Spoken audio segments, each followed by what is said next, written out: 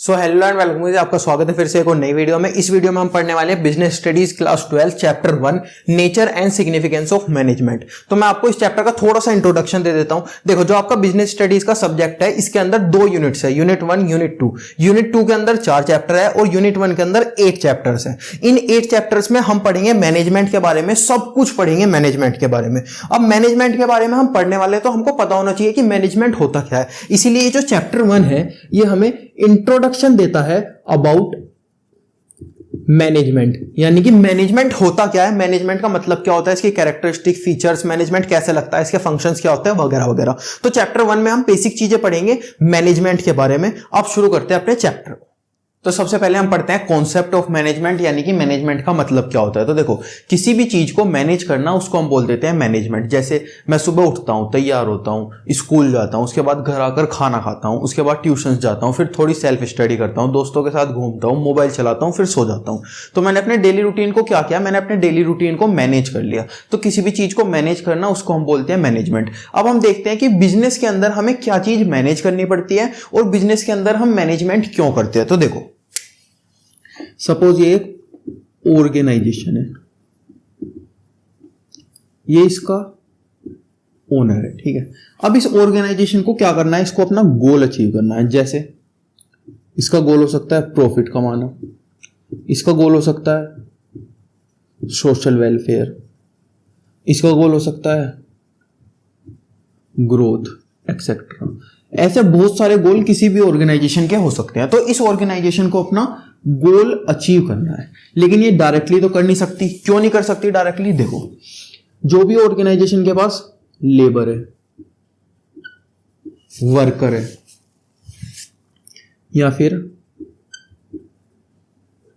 Employees है, और जो भी ऑर्गेनाइजेशन के अंदर काम हो रहा है, देखो जो भी ऑर्गेनाइजेशन के अंदर लोग हैं ऑर्गेनाइजेशन का काम करने के लिए, लेबर, वर्कर, एम्प्लॉइज, या फिर जो भी वर्क ऑर्गेनाइजेशन के अंदर हो रहा है, वर्क जैसे परचेज हो रहा है, सेल हो रहा है, अकाउंटिंग हो रही है, फाइनेंसिंग हो रही है, प्रोडक्शन हो रही है, वगैरह वगैरह। तो अगर इन लोगों को और इन काम को ऑर्गेनाइजेशन मैनेज करेगी अच्छे से, तो ऑर्गेनाइजेशन को अपना गोल अचीव करने के अंदर हेल्प होगी। और अगर कोई भी ऑर्गेनाइजेशन अपने लोगों को और अपने काम को मैनेज करती है तो उसको हम बोलते हैं मैनेजमेंट। तो मैनेजमेंट क्या हुआ? लोगों को और काम को मैनेज करना जिससे कि ऑर्गेनाइजेशन का गोल अचीव हो सके। वो गोल कुछ भी हो सकता है, प्रॉफिट, सोशल वेलफेयर और ग्रोथ। अब देखते हैं कि आपकी बुक के अंदर क्या डेफिनेशन दी हुई है। गेटिंग थिंग्स डन, यानी कि लोगों से कुछ काम कराना with the aim of achieving organisational goal, जिससे कि ऑर्गेनाइजेशन का गोल अचीव हो सके। और इफेक्टिवली, यानी कि विद इन टाइम, और एफिशिएंटली, यानी कि विद मिनिमम कॉस्ट। तो देखो, with in time goal achieve होना क्यों जरूरी है। सपोज मेरे को 1 साल में अपने अच्छे मार्क्स लाने थे क्लास 12 में, ठीक है। अब मैं 1 साल में लाऊंगा, ऐसा तो होगा नहीं कि मेरे को 90% लाने हैं तो मैं बार बार पेपर देता चला जाऊंगा, हर साल पेपर देता चला जाऊंगा जब तक मेरे 90% नहीं आएंगे। तो जो भी हमारा गोल होता है वो एक लिमिटेड टाइम में पूरा जरूर होना चाहिए। और विद मिनिमम कॉस्ट का मतलब है, अगर मेरे को इस पेन को सेल करना है तो मेरे को जितनी कम इस पेन को बनाने में कॉस्ट आएगी, उतना ज्यादा अच्छी तरीके से मेरा गोल अचीव होगा। जैसे मेरे को ज्यादा प्रॉफिट कमाना है तो मैं ज्यादा प्रॉफिट कमा पाऊंगा। अगर मेरा सोशल वेलफेयर गोल है तो मैं ज्यादा से ज्यादा सोशल वेलफेयर कर पाऊंगा। अगर मेरा ग्रोथ गोल है तो मैं ज्यादा से ज्यादा ग्रोथ कर पाऊंगा। तो हमने क्या समझा कि गेटिंग थिंग्स डन, यानी कि लोगों से कुछ काम कराना with the aim of achieving organisational goal, जिससे कि हमारे ऑर्गेनाइजेशन का गोल अचीव हो सके, वो भी विद इन टाइम और विद मिनिमम कॉस्ट, यानी कि कम से कम टाइम में और कम से कम कॉस्ट में, इज कॉल्ड मैनेजमेंट। तो देखो, मैनेजमेंट की हमने ये डेफिनेशन पढ़ी, इसके अंदर हमको 2 वर्ड मिले, एक मिला इफेक्टिवली, एक मिला एफिशिएंटली। अब इन दोनों वर्ड का डिफरेंस देखते हैं कि डिफरेंस क्या होता है। देखो, सबसे पहले देखते हैं इनका मीनिंग। एफिशिएंसी का मतलब होता है किसी भी काम को कम से कम रिसोर्सेज का यूज करके या फिर कम से कम कॉस्ट के अंदर पूरा करना। और इफेक्टिवनेस का मतलब होता है किसी भी काम को विद इन टाइम पूरा करना। इफेक्टिवनेस यानी कि किसी भी काम को टाइम के अंदर पूरा करना, और एफिशिएंसी यानी कि किसी भी टाइम को या तो कम से कम कॉस्ट में पूरा करना या फिर कम से कम रिसोर्सेज का यूज करके पूरा करना। उसके बाद देखते हैं कि ये दोनों चीजें फोकस किसके ऊपर करती है। तो देखो, इफेक्टिवनेस फोकस करता है वर्क डन, काम होना चाहिए टाइम पर, चाहे कैसे भी हो। और एफिशिएंसी फोकस करती है work done with minimum cost, यानी कि काम होए चाहे थोड़ा टाइम एक्स्ट्रा लग जाए लेकिन काम होए अच्छी तरीके से। इसके बाद एम्फेसाइज, यानी कि ये दोनों चीजें हमसे करवाना क्या चाहती है, तो देखो इफेक्टिवनेस हमसे करवाना चाहता है डूइंग राइट थिंग, यानी कि सही काम करो, सही काम करो, ये कौन बोलता है, इफेक्टिवनेस। और एफिशिएंसी बोलती है डूइंग थिंग राइटली, यानी कि सही काम को सही तरीके से करो। फिर से देखते हैं, इफेक्टिवनेस का मतलब होता है विद इन टाइम, टाइम के अंदर किसी भी काम को पूरा करो। एफिशिएंसी का मतलब होता है कम से कम कॉस्ट में या फिर कम से कम रिसोर्सेज को यूज करके किसी भी काम को पूरा करो। उसके बाद देखते हैं ये फोकस किसके ऊपर करता है। इफेक्टिवनेस फोकस करता है वर्क डन, यानी कि काम को करने के ऊपर, और एफिशिएंसी फोकस करती है काम को करने के ऊपर विद मिनिमम कॉस्ट। उसके बाद देखते हैं एम्फेसाइज, यानी कि ये हमसे करवाना क्या चाहती है। तो देखो इफेक्टिवनेस हमसे करवाना चाहता है सही काम को, और एफिशिएंसी हमसे करवाना चाहती है सही काम को सही तरीके से। तो अब हम पढ़ते हैं फीचर्स ऑफ मैनेजमेंट, यानी कि मैनेजमेंट कैसा होता है, मैनेजमेंट की विशेषताएं कैसी हैं। तो देखो सबसे पहला फीचर आता है गोल ओरिएंटेड। तो देखो मैनेजमेंट को हम एक गोल अचीव करने के लिए लाते हैं ऑर्गेनाइजेशन के अंदर। अगर एक ऑर्गेनाइजेशन अपने काम को, अपने लोगों को मैनेज कर रही है तो वो क्यों कर रही है, जिससे कि उसको एक गोल अचीव हो सके। उसके बाद सेकंड आता है परवेसिव या फिर यूनिवर्सल। तो देखो परवेसिव या फिर यूनिवर्सल का मतलब होता है कि मैनेजमेंट जहां भी लगेगा, मैनेजमेंट जहां पर भी यूज होगा वो सेम तरीके से यूज होगा। लोग इसका मतलब समझते हैं कि मैनेजमेंट हर जगह है, ऐसा नहीं है। मैनेजमेंट इज ऑल परवेसिव या फिर मैनेजमेंट इज यूनिवर्सल, यानी कि मैनेजमेंट जहां पर भी यूज होगा वहां पर मैनेजमेंट सेम तरीके से यूज होगा। इसके बाद आता है मल्टी डायमेंशनल, यानी कि मैनेजमेंट के अंदर डिफरेंट डिफरेंट टाइप्स के अलग अलग काम होते हैं। जैसे मैनेजमेंट को जो ऑर्गेनाइजेशन के अंदर काम हो रहा है उसको मैनेज करना होता है, मैनेजमेंट को जो ऑर्गेनाइजेशन के अंदर पीपल्स है उनको मैनेज करना होता है, मैनेजमेंट को जो ऑर्गेनाइजेशन के अंदर प्रोडक्शन, सेल्स, फाइनेंसिंग, ऑपरेशंस हो रहे हैं उनको मैनेज करना पड़ता है। इसके बाद अगला फीचर आता है कॉन्टिन्यूअस प्रोसेस। तो देखो मैनेजमेंट कभी भी खत्म नहीं होने वाला। सपोज ऑर्गेनाइजेशन ने एक गोल सेट किया, ऑर्गेनाइजेशन ने उस गोल को अचीव कर लिया मैनेजमेंट के थ्रू, उसके बाद ऑर्गेनाइजेशन अगला गोल सेट करेगी, फिर अगला, फिर अगला, फिर अगला। तो मैनेजमेंट हर गोल के लिए मैनेजमेंट करती चली जाएगी, ऑर्गेनाइजेशन हर गोल के लिए मैनेजमेंट करती चली जाएगी, मैनेज करती चली जाएगी चीजों को। इसीलिए मैनेजमेंट जो है वो एक कॉन्टिन्यूअस प्रोसेस है, वो कभी भी खत्म नहीं होने वाला। उसके बाद आता है ग्रुप एक्टिविटी। तो देखो अगर मुझे अपने आप को मैनेज करना है तो ये तो बहुत आसान है, मैं अपने आप को मैनेज कर सकता हूं। लेकिन अगर मुझे और भी ज्यादा लोगों को मैनेज करना है, 10 लोगों को, 20 लोगों को जो मेरे लिए काम करते हैं, तो वो एक बहुत हार्ड डिफिकल्ट टास्क है। इसीलिए मैं मैनेजमेंट को एक सिंगल एक्टिविटी नहीं ग्रुप एक्टिविटी बोलता हूं, क्योंकि मैनेजमेंट एक ग्रुप के लिए लगता है। सिंगल पर्सन तो अपने आप को मैनेज कर लेगा, लेकिन अगर ग्रुप में लोग काम कर रहे हैं तो उनको मैनेज करना बहुत ज्यादा इंपॉर्टेंट हो जाता है। इसीलिए मैनेजमेंट एक ग्रुप एक्टिविटी होता है। इसके बाद आता है डायनेमिक फंक्शन। तो देखो हमने 10 साल पहले देखा कि स्मार्टफोन होते ही नहीं थे, लेकिन अभी 10 साल बाद स्मार्टफोन आ गए हैं, तो एनवायरनमेंट कॉन्टिन्यूअसली चेंज हो गया। इसी तरीके से मैनेजमेंट को भी अपने आप को कॉन्टिन्यूअसली चेंज करना होता है अकॉर्डिंग टू एनवायरनमेंट। तो मैनेजमेंट के अंदर वो फीचर भी आता है, मैनेजमेंट डायनेमिक फंक्शन है, मैनेजमेंट अपने आप को एनवायरनमेंट के अकॉर्डिंगली चेंज कर सकता है। उसके बाद आता है इंटेंजिबल फोर्स, यानी कि मैनेजमेंट किसी को भी दिखाई नहीं देता लेकिन मैनेजमेंट फील हो सकता है। जैसे अगर कोई ऑर्गेनाइजेशन अच्छा परफॉर्म कर रही है, उसका प्रॉफिट है, उसका वो ग्रो भी कर रही है, तो इसका मतलब उस ऑर्गेनाइजेशन के लिए अच्छा, उस ऑर्गेनाइजेशन के अंदर अच्छा मैनेजमेंट है। अगर वो ग्रो नहीं कर पा रही, उसका प्रॉफिट नहीं हो पा रहा, इसका मतलब उसके अंदर अच्छा मैनेजमेंट नहीं है। मैनेजमेंट किसी को भी दिखाई नहीं देगा, फील होगा। इसीलिए हम बोलते हैं कि मैनेजमेंट एक इनटेंजिबल फोर्स है।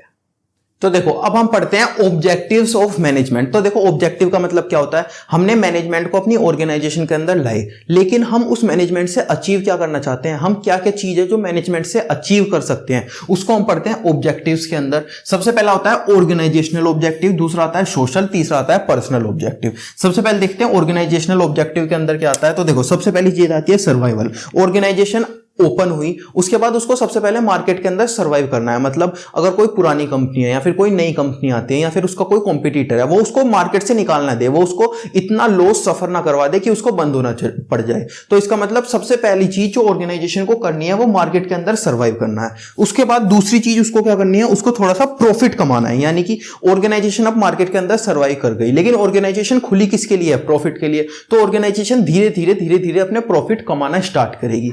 अब उसके बाद उसको करना है ग्रो। सपोज ऑर्गेनाइजेशन ने 1 करोड़ का प्रॉफिट कमा लिया, तो हर साल क्या वो 1-1 करोड़ का ही प्रॉफिट कमाती रहेगी। सपोज इस साल 1 लाख का कमाया तो हर साल 1-1 लाख का कमाती रहेगी, नहीं, उसको अपने आप को ग्रो करना होगा, उसे अपने प्रॉफिट को इंक्रीज करना होगा। तो जो ऑर्गेनाइजेशन है उसे ग्रो करना होगा पर्टिकुलर टाइम पर, उसको अपने प्रॉफिट को इंक्रीज करना होगा। तो ऑर्गेनाइजेशनल ऑब्जेक्टिव के अंदर हमने क्या पढ़ा, सर्वाइवल। सबसे पहले मार्केट के अंदर सर्वाइव करो, फिर प्रॉफिट, फिर थोड़ा सा प्रॉफिट कमाओ, उसके बाद ग्रोथ, यानी कि प्रॉफिट को इंक्रीज करते चले जाओ, ऑर्गेनाइजेशन के साइज को इंक्रीज करते चले जाओ। अब आता है सोशल ऑब्जेक्टिव्स। तो देखो सबसे पहला आता है एनवायरमेंटल फ्रेंडली गुड्स, यानी कि सोशल ऑब्जेक्टिव यानी कि सोसाइटी के लिए कुछ करना। तो सबसे पहले हम क्या कर सकते हैं, एनवायरमेंटल फ्रेंडली गुड्स बना सकते हैं। जैसे जो हम गुड बना रहे हैं, सपोज मैं इसे बना रहा हूं प्लास्टिक से, तो हम इसे रिसाइकल प्लास्टिक से बना सकते हैं, या फिर हमें प्लास्टिक कम से कम यूज कर सकते हैं, जिससे कि एनवायरमेंट यानी कि जो एनवायरमेंट है वो प्रोटेक्ट रहे, जो सोशल वेलफेयर है वो होता रहे। उसके बाद हम एम्प्लॉयमेंट अपॉर्चुनिटी जनरेट कर सकते हैं। हमारे इंडिया में तो अनएम्प्लॉयमेंट कितना ज्यादा है, हम यहां पर एम्प्लॉयमेंट अपॉर्चुनिटी जनरेट कर सकते हैं एज अ ऑर्गेनाइजेशन, जिससे कि सोसाइटी का वेलफेयर हो। उसके बाद रीजनेबल प्राइस, यानी कि हमारे जो गुड्स है, सपोज मैंने इसका प्राइस रख दिया 1 लाख, मेरे अलावा ये मार्केट के अंदर कोई बना ही नहीं रहा, तो जिसको इसकी नीड है वो कैसे खरीदेगा इसको, मुझे एक रीजनेबल प्राइस रखना पड़ेगा, उसमें थोड़ा सा रीजनेबल प्रॉफिट, अपनी प्रोडक्शन कॉस्ट, इससे मिला के बनेगा एक रीजनेबल प्राइस, जिससे कि सारे लोग सोसाइटी में उसको खरीद सके। इसके बाद आता है पर्सनल ऑब्जेक्टिव। तो देखो पर्सनल ऑब्जेक्टिव का मतलब होता है एम्प्लॉइज के लिए हम क्या क्या कर सकते हैं एज अ ऑर्गेनाइजेशन। तो देखो सबसे पहले आता है रीजनेबल सैलरी, यानी कि जो एम्प्लॉइज हैं उनको एक रीजनेबल सैलरी दो। ऐसा मत करो कि उनसे 12-12 घंटे काम करवाओ और उनको बहुत 6 घंटे के ही पैसे दो, 1 घंटे के ही पैसे दो। उनको एक रीजनेबल सैलरी दो, उनको एक बताओ कि इतने दिन तुमने काम किया, इतना तुमने काम किया तो तुमको इतने पैसे मिलेंगे। उसके बाद आता है प्रमोशन, उनको टाइम टाइम पर प्रमोशन दो। सपोज 1 साल किसी एम्प्लॉइज ने बहुत अच्छा काम किया, किसी एम्प्लॉय ने, तो उसको प्रमोशन दो 1 साल के बाद, 2 साल के बाद, जब भी आपकी ऑर्गेनाइजेशन की पॉलिसी हो। ऐसा मत करो कि उसे उसी पोस्ट पे काम करवाते जा रहे हो, तो फिर वो धीरे धीरे अपने काम को बेकार तरीके से करने लगेगा कि मेरा प्रमोशन तो हो ही नहीं रहा, मेरी सैलरी तो बढ़ ही नहीं रही। उसके बाद आता है ग्रोथ ऑफ एम्प्लॉइज। तो देखो ऐसा नहीं होना चाहिए कि कोई भी एम्प्लॉई एज अ सीए वहां पर आया और उसने कुछ भी सीखा ही नहीं, वो नई नई चीजें सीखता रहे, अपनी लाइफ में ग्रो करता रहे, अपने करियर में ग्रो करता रहे। वो वाली अपॉर्चुनिटी भी हमें एज अ ऑर्गेनाइजेशन अपने एम्प्लॉइज को देनी होगी। तो ऑब्जेक्टिव्स ऑफ मैनेजमेंट हुए 3, ऑर्गेनाइजेशनल, सोशल और पर्सनल। ऑर्गेनाइजेशन के अंदर हमने पढ़ा सबसे पहले सर्वाइव, प्रॉफिट और ग्रोथ। उसके बाद इसके अंदर पढ़ा एनवायरमेंटल फ्रेंडली गुड्स बना लो, एम्प्लॉयमेंट अपॉर्चुनिटी जनरेट कर लो सोसाइटी के अंदर और रीजनेबल प्राइस पे अपने गुड्स बेच दो। उसके बाद पढ़ा पर्सनल ऑब्जेक्टिव, यानी कि रीजनेबल सैलरी दे दो एम्प्लॉइज को। उसके बाद प्रमोशन देते रहो टाइम टाइम पर एम्प्लॉइज को, और एम्प्लॉइज की ग्रोथ भी इंपॉर्टेंट है तो उनकी ग्रोथ के ऊपर भी ध्यान दो। तो देखो अब हम पढ़ने वाले हैं इंपॉर्टेंस ऑफ मैनेजमेंट। हमने ये तो देख लिया कि मैनेजमेंट हर ऑर्गेनाइजेशन के अंदर जरूरी है, लेकिन वो मैनेजमेंट हर ऑर्गेनाइजेशन के अंदर जरूरी क्यों है वो हम देखेंगे इंपॉर्टेंस के अंदर। तो सबसे पहले इंपॉर्टेंस आता है help in accomplishment of organisational goal. तो देखो हमें एक ऑर्गेनाइजेशन का गोल अचीव करना है, ये हमने पढ़ लिया, लेकिन वो गोल क्या होना चाहिए, वो गोल हमें सेट करना होगा ना। तो मैनेजमेंट हमारी हेल्प करता है उस गोल को अकम्प्लिश करने में, उस गोल को सेट करने में। सपोज किसी ऑर्गेनाइजेशन को 1 करोड़ की सेल अचीव करनी है, तो उस ऑर्गेनाइजेशन को पता होना चाहिए कि मेरे को 1 करोड़ की सेल अचीव करनी है। उस हिसाब से वो अपने लोगों को काम पर लगाएगी, अपना काम करेगी, अपने ऑर्गेनाइजेशन के अंदर मैनेजमेंट करेगी, सब कुछ करेगी।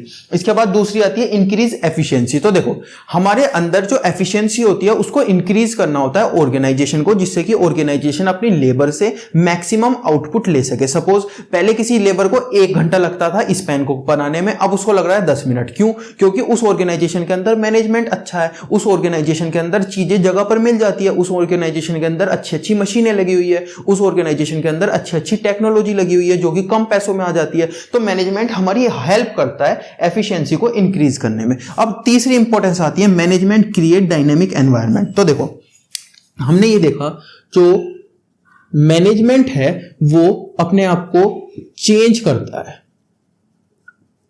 According to environment. मैनेजमेंट अपने आप को चेंज करता है अकॉर्डिंग टू एनवायरमेंट। इसका मतलब होता है चेंज, मैनेजमेंट अपने आप को चेंज करता है अकॉर्डिंग टू एनवायरमेंट। अब क्योंकि मैनेजमेंट एक ऑर्गेनाइजेशन के अंदर है, तो जो ऑर्गेनाइजेशन है वो भी ऑटोमेटिकली चेंज हो जाती है अकॉर्डिंग टू एनवायरमेंट। इसीलिए हम बोलते हैं जो हमारी मैनेजमेंट है वो हमारी हेल्प करती है क्रिएट डायनेमिक एनवायरनमेंट, जिससे कि ऑर्गेनाइजेशन के अंदर एक डायनेमिक एनवायरनमेंट बने, जिससे कि हम ऑर्गेनाइजेशन को कंटिन्यूअसली चेंज कर पाए अकॉर्डिंग टू एनवायरनमेंट। इसके बाद आता है अकम्प्लिशमेंट ऑफ पर्सनल ऑब्जेक्टिव। तो देखो सब जो एम्प्लॉइज हैं, जितने भी एम्प्लॉइज ऑर्गेनाइजेशन के अंदर काम कर रहे हैं, उनका कुछ पर्सनल ऑब्जेक्टिव तो होगा ना। मतलब जिस किसी ऑर्गेनाइजेशन का एम्प्लॉयज का ऑब्जेक्टिव हो सकता है कि मेरे को ये वाली सैलरी अचीव करनी है, मेरे को ये वाली पोस्ट अचीव करनी है, या फिर मेरे को ये काम कर रहे हैं। तो अगर उन वाले एम्प्लॉयज का पर्सनल ऑब्जेक्टिव अचीव होता चला जाएगा तो वो और ज्यादा अच्छी तरीके से ऑर्गेनाइजेशन के अंदर काम करते चले जाएंगे। तो जो मैनेजमेंट है वो हमारी हेल्प करता है पर्सनल ऑब्जेक्टिव अचीव करने में एम्प्लॉयज का, जिससे कि ऑर्गेनाइजेशन के अंदर अच्छे से काम होता चले जाए। इसके बाद आता है हेल्प इन डेवलपमेंट सोसाइटी। तो देखो, हम जो मैनेजमेंट के थ्रू नई नई टेक्नोलॉजी लाएंगे, कम से कम कॉस्ट के अंदर अपने गुड को बनाएंगे, कम से कम प्राइस के अंदर उसको सेल करेंगे, एम्प्लॉयमेंट अपॉर्चुनिटी जनरेट करेंगे मैनेजमेंट के थ्रू सोसाइटी के अंदर, तो उससे हमारी क्या होगी, सोसाइटी भी डेवलप होगी। इसीलिए हम बोलते हैं कि मैनेजमेंट हेल्प करता है सोसाइटी को डेवलप करने में।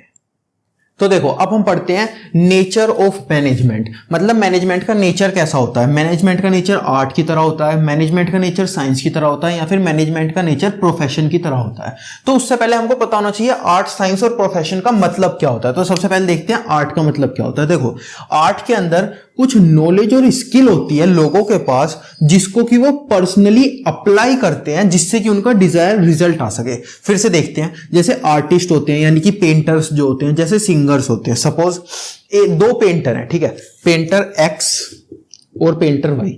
इसके पास भी नॉलेज है, इसके पास भी नॉलेज है, लेकिन इनको एक पेंटिंग बनाने को दी गई एक इंसान की, ठीक है। तो क्या ये दोनों पेंटिंग सेम तरीके से बनाएंगे? हाँ, इंसान पहचान में आ जाएगा, लेकिन दोनों की पेंटिंग में थोड़ा थोड़ा डिफरेंस होगा। तो यही चीज मैं आपको समझाना चाहता हूं कि जो आर्ट है उसके अंदर नॉलेज और स्किल तो इन दोनों के पास है, मतलब नॉलेज और स्किल तो सबके पास होती है, लेकिन वो उसको पर्सनली अप्लाई करते हैं। मतलब पेंटिंग थोड़ी थोड़ी अलग दिखेगी, वो जो अपनी नॉलेज और स्किल को अप्लाई करेंगे वो थोड़ा थोड़ा सा अलग होगा, जिससे कि उनका डिजायर रिजल्ट आ सके। जैसे सिंगर होता है, जो अगर दो अलग अलग सिंगर है तो वो सेम गाने को अलग अलग तरीके से गा सकते हैं। इसीलिए जो आर्ट होता है उसके अंदर जो नॉलेज होती है उसको लोग अपनी तरह से पर्सनली अप्लाई करते हैं। अब देखते हैं साइंस का मतलब क्या होता है।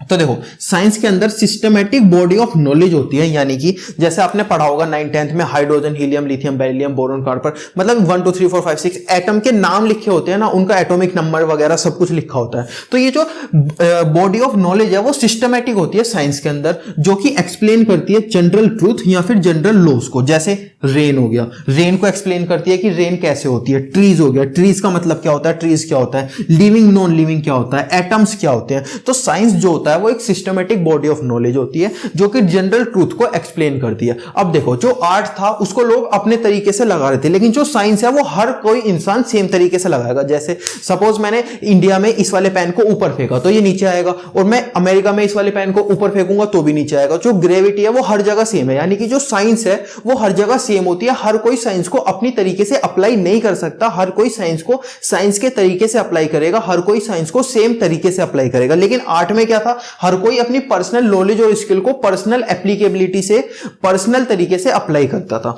अब देखते हैं कि प्रोफेशन क्या होता है। तो देखो, प्रोफेशन के अंदर भी सेम बॉडी ऑफ नॉलेज और ट्रेनिंग होती है, लेकिन इसको रेगुलेट करती है एक रिप्रेजेंटेटिव बॉडी। जैसे सीए हो गए, डॉक्टर हो गए। अगर आपको सीए बनना है तो जो institute of chartered accountant of India है, या फिर जो आपको डॉक्टर बनना है तो एमबीबीएस जो है, आपको वो चीज करनी पड़ेगी, जब जाके आप प्रोफेशन, इस वाले प्रोफेशन में आ सकते हो। तो जो प्रोफेशन होता है उसके अंदर जो बॉडी ऑफ नॉलेज होना जरूरी है एक इंसान के अंदर, और उस इंसान का उस वाली बॉडी जो कि रेगुलेट कर रही है उस वाले प्रोफेशन को, उसका मेंबर बनना या फिर उसका एग्जाम क्लियर करना जरूरी है। जैसे चार्टर्ड अकाउंटेंट हो गया, अगर मेरे को सीए बनना है तो मेरे को क्या करना पड़ेगा, मेरे को जितने भी इंस्टीट्यूट ऑफ चार्टर्ड अकाउंटेंट के एग्जाम है वो क्लियर करने पड़ेंगे, उनका मेंबर बनना पड़ेगा। अगर मेरे को डॉक्टर बनना है तो मेरे को क्या करना पड़ेगा, मेरे को एमबीबीएस की डिग्री चाहिएगी।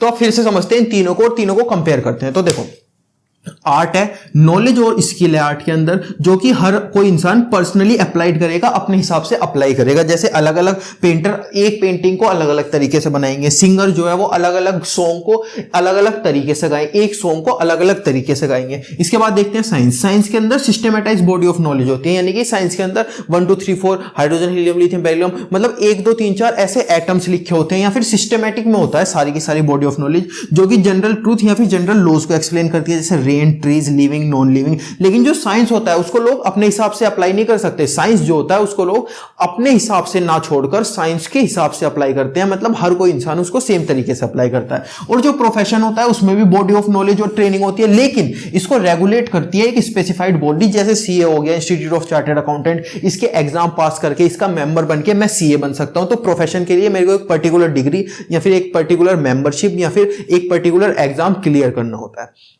तो अभी हम पढ़ रहे हैं nature of management. Nature of management को पढ़ने का तरीका क्या होता है, हम देखते हैं कि मैनेजमेंट आर्ट है, मैनेजमेंट साइंस है या फिर मैनेजमेंट प्रोफेशन है। तो इन तीनों का हमने मीनिंग पढ़ लिया। आर्ट का मतलब होता है आर्ट के अंदर कुछ नॉलेज होती है जिसको कि अलग अलग लोग सेम नॉलेज को अलग अलग तरीके से अप्लाई करते हैं। उसके बाद हमने पढ़ा साइंस का मतलब, साइंस के अंदर भी कुछ नॉलेज होती है लेकिन साइंस को अलग अलग लोग सेम तरीके से अप्लाई करते हैं। साइंस अलग अलग लोग अलग अलग तरीके से अप्लाई नहीं कर सकते। उसके बाद हमने देखा प्रोफेशन। प्रोफेशन के अंदर भी कुछ बॉडी ऑफ नॉलेज होती है, कुछ ट्रेनिंग होती है, लेकिन जो प्रोफेशनल बनना चाहता है, जो प्रोफेशनल आदमी बनना चाहता है, जैसे डॉक्टर या फिर सीए हो गए, तो उसके पास कुछ पर्टिकुलर डिग्री होनी चाहिए या फिर उसने कोई पर्टिकुलर एग्जाम क्लियर किया होना चाहिए या फिर उसको कोई पर्टिकुलर रेगुलेटरी बॉडी का मेंबर बनना होना चाहिए, जब जाके वो प्रोफेशन बन सकता है। जैसे चार्टर्ड अकाउंटेंट अगर मेरे को बनना है तो मेरे को institute of chartered accountant of India के एग्जाम क्लियर करने पड़ेंगे और उसके बाद उनका मेंबर बनना पड़ेगा।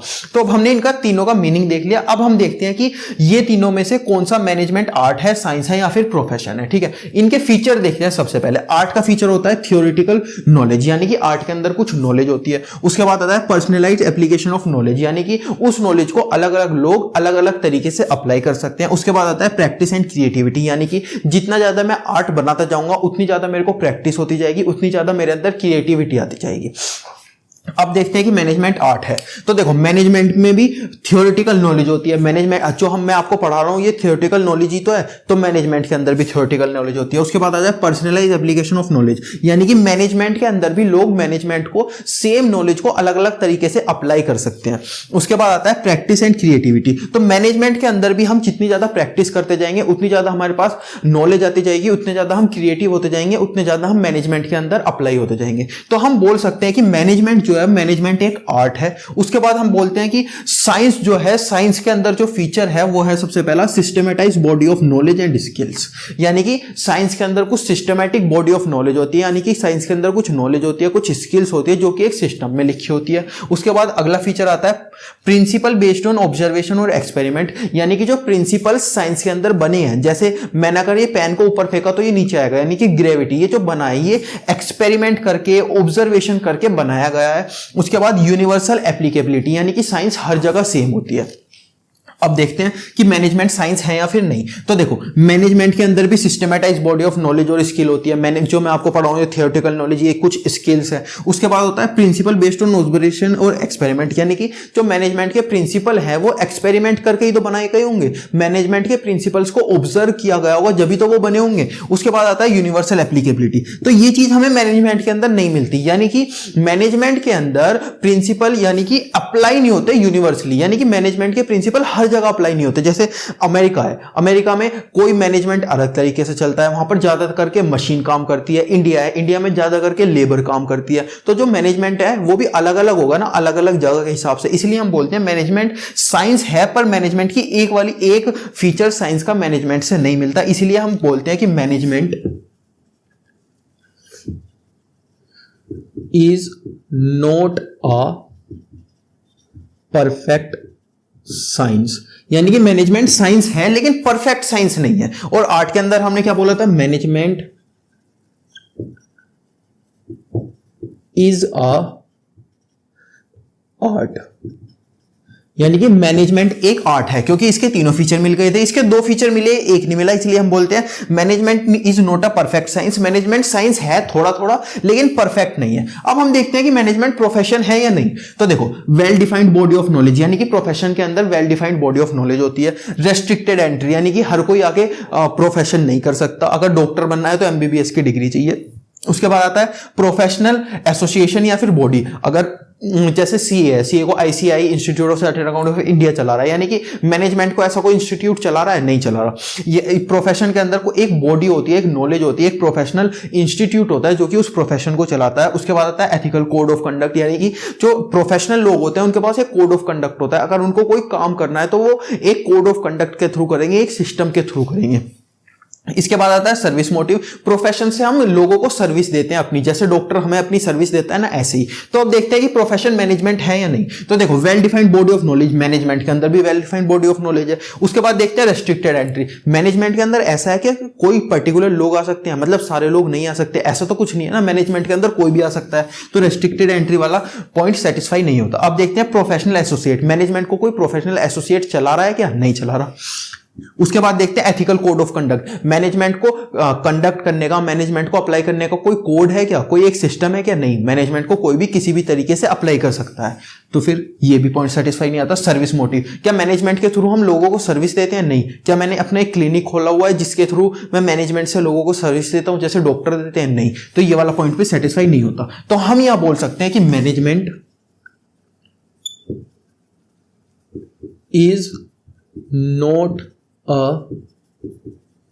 प्रोफेशन, यानी कि मैनेजमेंट एक प्रोफेशन नहीं है। तो हमने यहां क्या देखा, आर्ट के हमारे तीनों पॉइंट सेटिस्फाई हो गए थे, तो मैनेजमेंट इज अ आर्ट, हमने ये बोल दिया था। साइंस के 2 पॉइंट सेटिस्फाई हुए थे, एक नहीं हुआ था, हमने बोला था management is not a perfect science, यानी कि मैनेजमेंट साइंस है लेकिन परफेक्ट साइंस नहीं है। और प्रोफेशन का हमारा सिर्फ 1 पॉइंट सेटिस्फाई हुआ है, 4 पॉइंट सेटिस्फाई नहीं हुए, इसीलिए हम बोलते हैं कि management is not a profession, management एक प्रोफेशन नहीं। तो देखो, इसके बाद हम पढ़ने वाले हैं levels of management. Management organisation के अंदर किस किस लेवल पर कैसे कैसे ऑपरेट करता है। तो देखो, सबसे पहले आता है टॉप लेवल, फिर मिडिल लेवल, फिर आता है सुपरवाइजरी या फिर ऑपरेशनल लेवल। तो इसके अंदर आते हैं डायरेक्टर्स या फिर शेयर होल्डर्स, जैसे कि जो मालिक होते हैं, बड़े बड़े डायरेक्टर्स होते हैं वो। उसके बाद आते हैं मैनेजर्स या फिर हेड ऑफ डिपार्टमेंट्स, जैसे परचेज डिपार्टमेंट का एक हेड होगा, अकाउंटिंग डिपार्टमेंट का हेड होगा वो। उसके बाद आते हैं एम्प्लॉइज या फिर वर्कर्स, जो कि बहुत ज्यादा डाउन लेवल पे होते हैं। तो इनके फीचर्स क्या होते हैं ये देखते हैं। सबसे पहले मेड रूल्स। तो देखो, जो टॉप लेवल है वो रूल्स बनाता है, एग्जीक्यूट देम, ये उनको फॉलो करवाता है मिडिल लेवल, और सुपरवाइजरी लेवल उनको फॉलो करता है।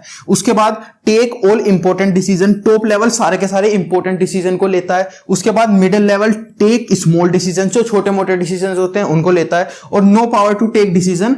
सुपरवाइजरी या फिर ऑपरेशन लेवल के पास कोई पावर नहीं होती डिसीजन को लेने की। इसके बाद तीसरा फीचर आता है, जो टॉप लेवल होता है वो एनालाइज करता है रिपोर्ट कार्ड। कौन सा रिपोर्ट कार्ड, जिसको कि मेड होता है मिडिल लेवल के थ्रू। और किन के ऊपर मेड होता है, made report card is made on them, यानी कि लोअर लेवल के ऊपर ये वाला रिपोर्ट कार्ड बनता है। उनको बनाता कौन है, मिडिल लेवल, और उनको एनालाइज कौन करता है, उस रिपोर्ट कार्ड को स्टडी कौन करता है, वो करता है टॉप लेवल।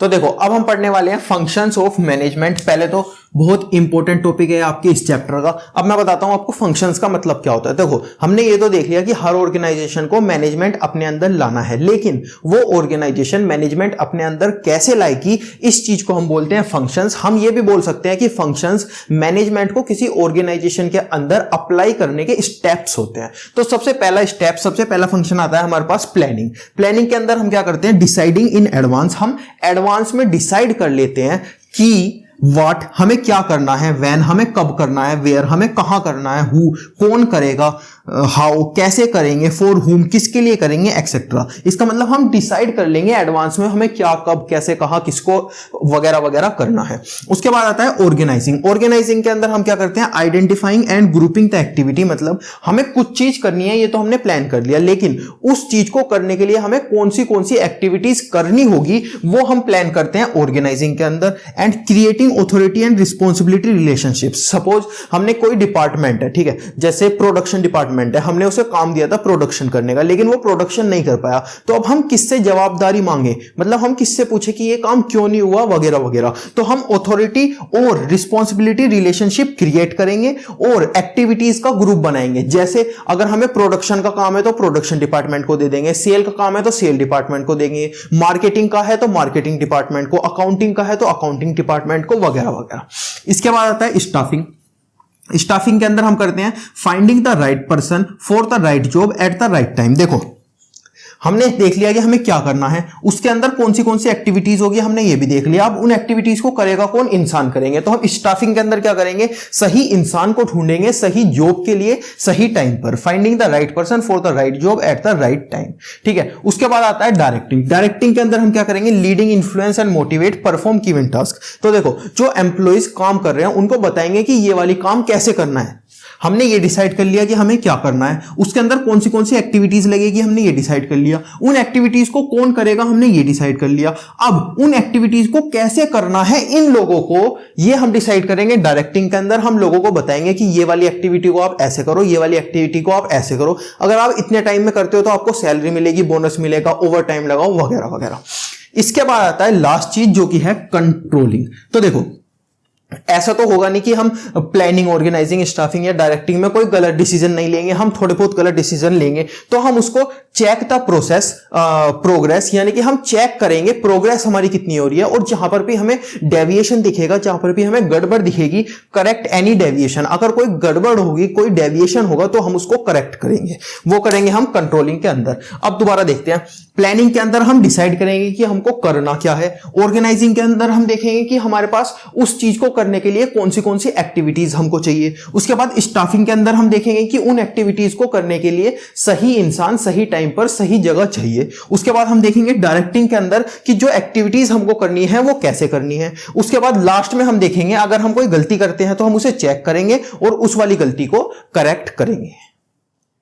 तो देखो एक और बात, ये जो फंक्शंस है मैनेजमेंट के, हमने पढ़ा था मैनेजमेंट एक कॉन्टिन्यूअस प्रोसेस है, यानी कि मैनेजमेंट कभी खत्म नहीं होने वाला, मैनेजमेंट कॉन्टिन्यूअसली चलता रहता है। इसका मतलब जो इसके फंक्शंस है वो भी कॉन्टिन्यूअसली चलते रहेंगे। इसका मतलब हम सबसे पहले प्लानिंग करेंगे कि हमें क्या करना है, फिर ऑर्गेनाइजिंग करेंगे वो चीज कैसे करनी है, फिर स्टाफिंग करेंगे, लोगों को ढूंढ के लाएंगे उस चीज को करने को, फिर डायरेक्टिंग करेंगे कि वो चीज कैसे करनी है वो लोगों को बताएंगे, उनसे करवाएंगे, उसके बाद कंट्रोलिंग करेंगे, इस सारी चीजों को कंट्रोल करेंगे, उसके बाद दोबारा से प्लानिंग करेंगे, ऑर्गेनाइजिंग स्टाफिंग डायरेक्टिंग, फिर प्लानिंग ऑर्गेनाइजिंग स्टाफिंग डायरेक्टिंग। यानी कि ये वाला जो प्रोसेस है, ये जो फंक्शंस है, ये मैनेजमेंट के कंटिन्यूअसली चलते रहेंगे, मैनेजमेंट कभी भी खत्म नहीं होगा। तो देखो अभी तक तो हमने पढ़ा मैनेजमेंट के बारे में, लेकिन अब हम पढ़ेंगे कोऑर्डिनेशन के बारे में। सबसे पहले देखते हैं कोऑर्डिनेशन का मतलब क्या होता है। तो देखो ऑर्गेनाइजेशन के अंदर ये अलग अलग डिपार्टमेंट्स होते हैं, ठीक है। सपोज ये परचेज डिपार्टमेंट है जिसके अंदर परचेज होती है, ये प्रोडक्शन डिपार्टमेंट है जिसके अंदर प्रोडक्शन होती है, ये सेल्स डिपार्टमेंट है जो कि सेल्स करता है, उसके बाद ये अकाउंटिंग डिपार्टमेंट है जो कि अकाउंटिंग करता है इन सब चीजों की, उसके बाद ये प्रॉफिट निकाल के इस ऑर्गेनाइजेशन को देता है, ठीक है। अब सपोज परचेज डिपार्टमेंट ने 100 यूनिट्स के लिए रॉ मटेरियल खरीद लिया, ठीक है। प्रोडक्शन डिपार्टमेंट ने बोला कि मैं प्रोड्यूस करूंगा 200 यूनिट्स। ध्यान से सुनना, रॉ मटेरियल खरीदा है 100 यूनिट्स के लिए, प्रोड्यूस हुई है 200 यूनिट्स। सेल डिपार्टमेंट ने बोला कि मैं सेल करूंगा 50 यूनिट्स, ठीक है। सेल डिपार्टमेंट ने बोला कि मैं 50 यूनिट्स सेल करूंगा, और अकाउंटिंग डिपार्टमेंट कंफ्यूज हो गया कि ये इसकी अकाउंटिंग कैसे करे। परचेज हो रही है 100 यूनिट, प्रोडक्शन हो रही है 200 यूनिट, सेल हो रही है 50 यूनिट, और ये हो गया कंफ्यूज। अब हमने क्या देखा कि ऑर्गेनाइजेशन के अंदर जो अलग अलग डिपार्टमेंट है, इन सब के अंदर तो मैनेजमेंट है, इसके अंदर मैनेजमेंट है, इसके अंदर मैनेजमेंट है, इसके अंदर मैनेजमेंट है, इसके अंदर मैनेजमेंट है, लेकिन ये एक दूसरे के साथ मैनेज नहीं कर पा रहे।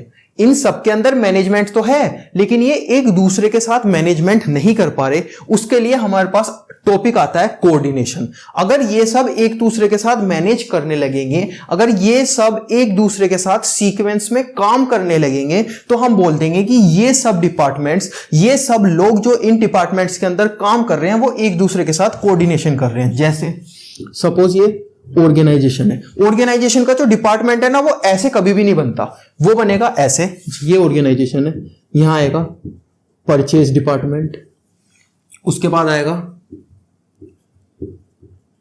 प्रोडक्शन डिपार्टमेंट, उसके बाद आएगा सेल्स डिपार्टमेंट, उसके बाद आएगा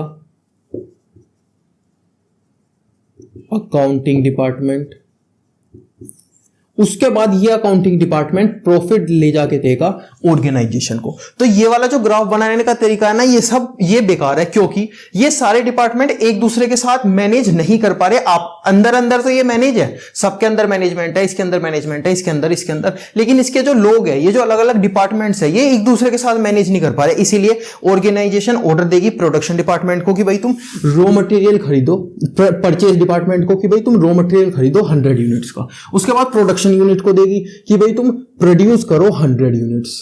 उसके बाद सेल्स डिपार्टमेंट को देगी भाई तुम सेल्स करो 100 यूनिट। उसके बाद अकाउंटिंग डिपार्टमेंट इन 100 यूनिट की अकाउंटिंग करेगा। उसके बाद इन 100 यूनिट पे कितना प्रॉफिट होगा वो सारा चला जाएगा ऑर्गेनाइजेशन के अंदर। तो अगर डिपार्टमेंट एक दूसरे के साथ कोऑर्डिनेशन करने लगते हैं, एक दूसरे के साथ मिलकर काम करने लगते हैं, तो हम उसको बोलते हैं कोऑर्डिनेशन। अब देखते हैं कोऑर्डिनेशन की डेफिनेशन आपके बुक के अंदर क्या दी गई है। orderly synchronization activities people working in different departments to achieve organizational goal। यानी कि जो डिफरेंट डिपार्टमेंट्स के अंदर लोग काम कर रहे हैं, जो डिफरेंट डिपार्टमेंट्स ऑर्गेनाइजेशन के अंदर हैं, अगर हम उन्हें सीक्वेंस में लगा दें तो हम उसको बोलते हैं कोऑर्डिनेशन। अगर हम अलग अलग डिपार्टमेंट्स को सिंक्रोनाइजेशन एक्टिविटीज जो डिपार्टमेंट के अंदर हो रही हैं, जो पीपल्स डिपार्टमेंट के अंदर हैं, उनके डिफरेंट डिपार्टमेंट्स को एक सीक्वेंस में लगा दे, इसका मतलब है सीक्वेंस, उन सबको एक सीक्वेंस में लगा दें जिससे कि ऑर्गेनाइजेशन का गोल अचीव हो सके, तो हम बोलेंगे कि हम क्या कर रहे हैं, डिफरेंट डिपार्टमेंट को लेकर एक ऑर्गेनाइजेशन के अंदर कोऑर्डिनेशन कर रहे हैं।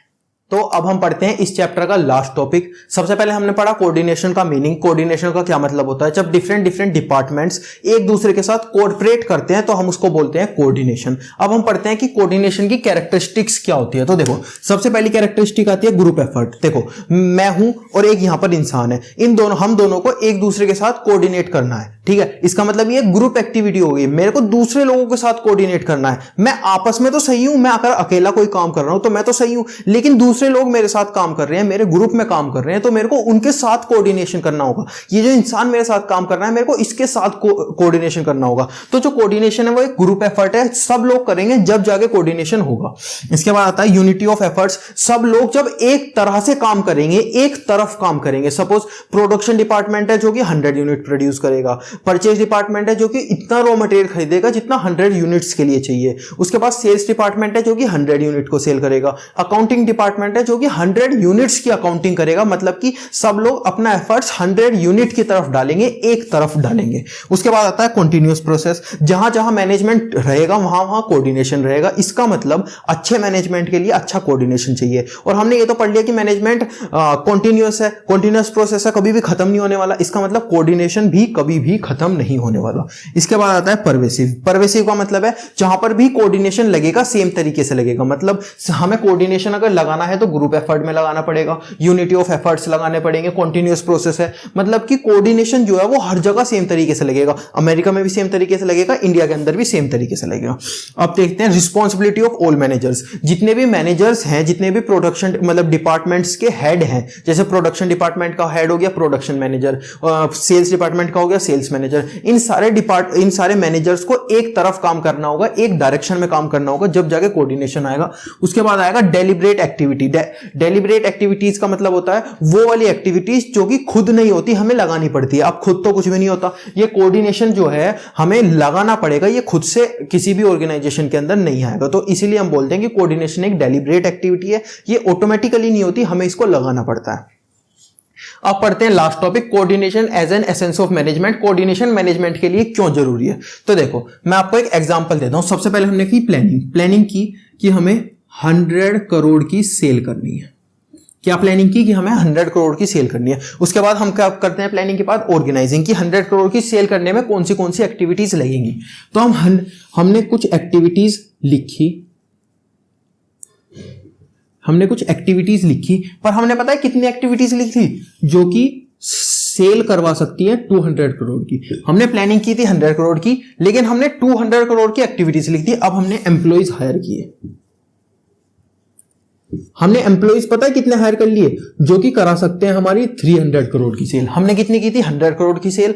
अब एक्टिविटीज कितने की कर ली 200 की, एम्प्लॉइज कितने कर लिए 300 की। हम जो डायरेक्टिंग है वो रॉन्ग वे में कर रहे हैं। यानी कि वो काम, अगर सपोज मेरे को रेड पेन बनाना है, मैंने ये वाली प्लानिंग की थी, लेकिन मैं बना दे रहा हूं ब्लैक। मैं लोगों को इस तरीके से काम सिखा रहा हूं कि वो रेड की जगह ब्लैक बना दे रहे हैं।